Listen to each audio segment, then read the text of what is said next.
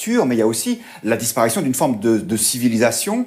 Vous parlez d'un effondrement. Hein. Voilà, c'est ça. Alors, donc, sans caricaturer, mais ça veut dire que vous êtes décliniste? Mes adversaires, voire mes ennemis, le pensent. Oui, effectivement, ils estiment que je suis décliniste. Moi, je pense qu'il faudrait prendre un peu de hauteur et retrouver l'esprit un peu de Hegel, par exemple, quand on fait un peu de philosophie de l'histoire, ou de Brodel, sur les longues distances. Quoi, les civilisations sont mortelles? Tout le monde le sait. Et la nôtre est morte ou en voie d'agonie? Mourante. Et c'est-à-dire, depuis quand et quoi? Depuis la chute de l'Empire romain et jusqu'à Daesh, c'est ça? Ça, c'est le prochain livre. Ah bon? Qui s'appellera Décadence. Mais la date de naissance, c'est la conversion de Constantin au christianisme. Notre civilisation est judéo-chrétienne. On dit quoi, toi, l'athée, etc. Je dis, oui, mais moi aussi, je suis un produit du judéo-christianisme, ça me paraît évident. Et cette civilisation, elle se construit avec une pleine puissance. Prenez une carte, par exemple, de l'établissement des abbayes cisterciennes au XIIe siècle. C'est incroyable, cette espèce de puissance et de vitalité, etc.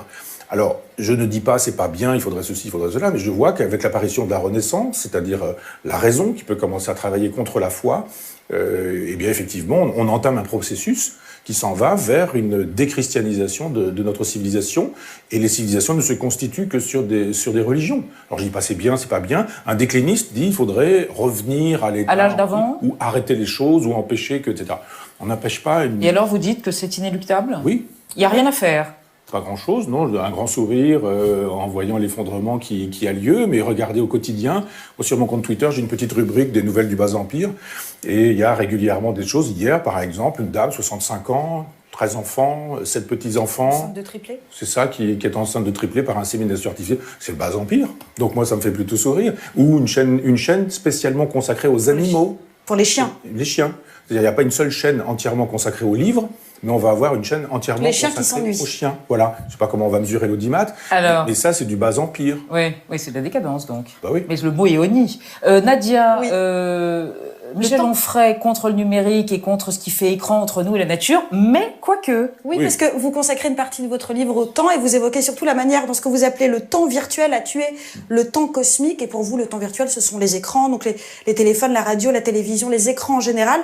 On peut quand même pas s'empêcher de se dire que vous rendez un peu complice de ça, parce qu'effectivement, il y a votre compte Twitter, il y a votre site internet, vous tweetez régulièrement des vidéos de vous. J'ai compté, rien que pour le mois de mars, vous avez fait une dizaine de plateaux télé, 3 matinales radio, des émissions radio en journée, toutes les chaînes d'infos en continu, iTélé, BFM, LCI. Vous êtes ici ce soir, vous allez être ailleurs demain peut-être.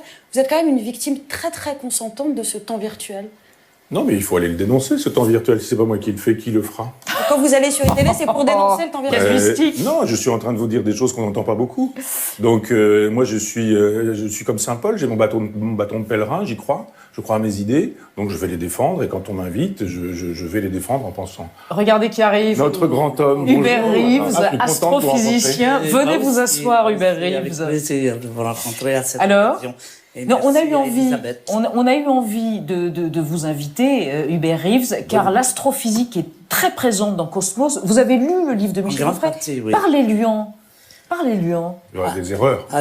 Non, c'est voilà. Ce que je voudrais signaler, c'est l'importance du thème qui est la question de la lumière et de la nuit. Oui. Et effectivement, c'est un des problèmes aujourd'hui.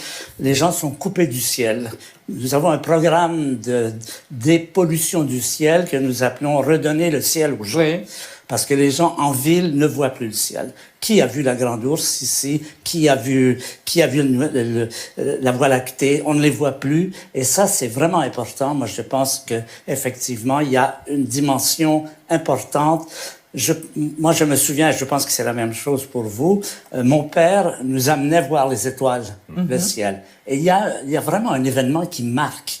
Votre papa, il est dans la transgression. À cette heure-là, vous devriez être couché. Oui. Il vous amène voir le ciel. Et il y a quelque chose d'une dimension gigantesque. Mais qu'est-ce que c'est? Qu'est-ce qui manque à nos enfants si on ne leur montre plus le ciel la nuit? Je ne vais pas vous le dire en quelques mots. On le voit sublime. très bien que c'est oui, quelque chose sublime, du comme type, l'écrit du Michel type Onfray. du sublime, quelque chose du type de quelque chose d'au-delà de nous, plus grand que nous, je pense. Ça, pour moi, c'est vraiment important. Et votre livre arrive bien, justement, pour signaler ce fait. Que, bon, il y a beaucoup de progrès déjà à Toulouse, au Québec. Il y a des campagnes pour baisser les lumières sur les autoroutes, dans les villes. Mais moi, je pense que c'est très important. Ce contact de l'enfant avec son papa devant le ciel. Devant les Pour étoiles. moi, ça, c'est fabuleux. Michel Onfray, vous dites dans Cosmos, la physique, enfin la science et l'astrophysique ont vidé le ciel du fatras chrétien pour le restituer dans sa force primitive.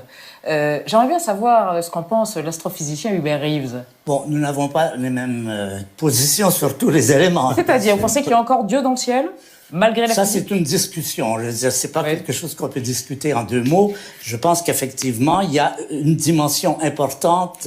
Un autre point sur lequel je suis pas d'accord avec vous, c'est Freud, évidemment. Je crois que, pour moi, Freud est un très grand... Vous allez nous le fâcher. Pardon? Non, Vous allez nous le fâcher. Est un très grand découvreur de continents. C'est Christophe Colomb mais enfin, on a le droit d'avoir des opinions différentes, n'est-ce pas? Absolument. Michel Onfray, Hubert Reeves, en 1600, aurait brûlé sur un bûcher, sous l'Inquisition. Les physiciens brûlaient. Oui, probablement. Oui. Oui, il y en a plusieurs Oui. qui sont brûlés. Giordano Bruno, vous évoquez le destin de Giordano Bruno. Oui, bien sûr. Donc, Pourquoi? Parce que c'était ou Dieu ou le oui, cosmos. parce que la vérité du monde, elle ne se trouvait pas dans le monde, elle se trouvait dans les livres qui disaient le monde. Et on lisait la Bible, et on disait la Bible nous dit que.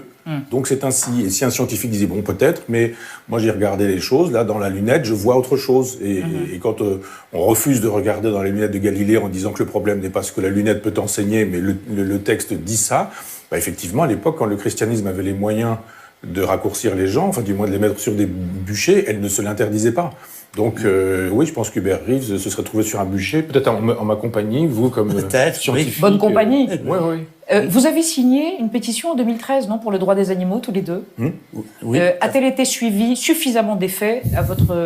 Bon, c'est plutôt symbolique, disons, mais c'est très important. Ça manifeste... Qu'est-ce qui est important? C'est important que l'humanité s'humanise. C'est-à-dire qu'elle devienne plus humaine par rapport aux animaux, par rapport à tout le monde. Et ce simple fait qui peut être considéré comme mineur, banal, au contraire, ça manifeste. Quand on nous a dit c'est vraiment pas un problème, aujourd'hui où il y a tellement de problèmes, nous avons répondu chaque petit pas est important. Ce petit pas qui consiste à dire les animaux ne sont pas des meubles, mais ce sont des êtres sensibles, c'est important dans ce grand mouvement d'amélioration de l'humanité. Une dernière question. Vous n'êtes toujours pas végétarien, Michel Onfray? Vous n'arrivez toujours pas à faire ce saut vers le végétarisme?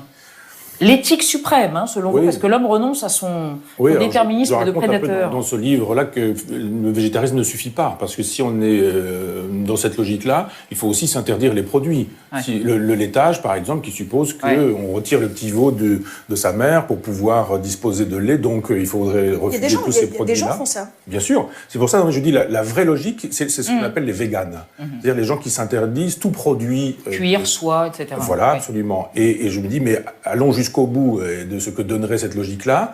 On laisserait totalement les animaux qui deviendraient sauvages. D'ailleurs, ces animaux ne sont pas sauvages, ils sont domestiqués. Ils retrouveraient ce qu'ils étaient précédemment, en mettant en péril l'existence de l'homme. Donc il y a une espèce d'impossibilité à n'être que végétarien, et je dis effectivement que je suis croyant mais non pratiquant en la matière. Jolie formule pour montrer que vous bottez en touche. Non. Merci.